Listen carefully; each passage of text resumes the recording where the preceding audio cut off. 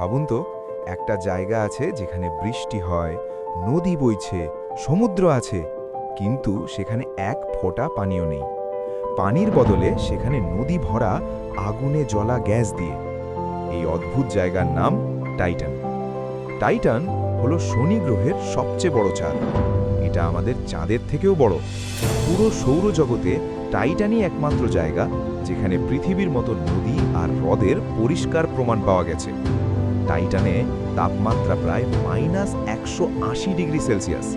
এই ভয়ঙ্কর ঠান্ডায় পানি পাথরের মতো শক্ত বরফ হয়ে যায়, তাই সেখানে পানি নদী বানাতে পারে না। কিন্তু মিথেন নামে একটা গ্যাস আছে। পৃথিবীতে যেটা গ্যাস, টাইটানের ঠান্ডায় সেটা তরলে পরিণত হয়। এই তরল মিথেনই সেখানে বৃষ্টি হয়ে নামে, নদী তৈরি করে, আর বিশাল হ্রদ আর সমুদ্রে জমা হয়। সবচেয়ে অবাক করা ব্যাপার হলো, টাইটানে পুরো একটা মিথেন জলচক্র আছে। বাষ্প, মেঘ, বৃষ্টি সবকিছু ঠিক পৃথিবীর মতো, শুধু পানির জায়গায় মিথেন।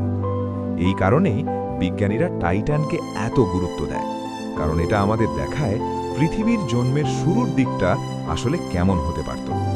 এখন প্রশ্ন হলো, যেখানে পানি নেই কিন্তু নদী আছে, সেখানে কি ভিন্ন ধরনের জীবন সম্ভব?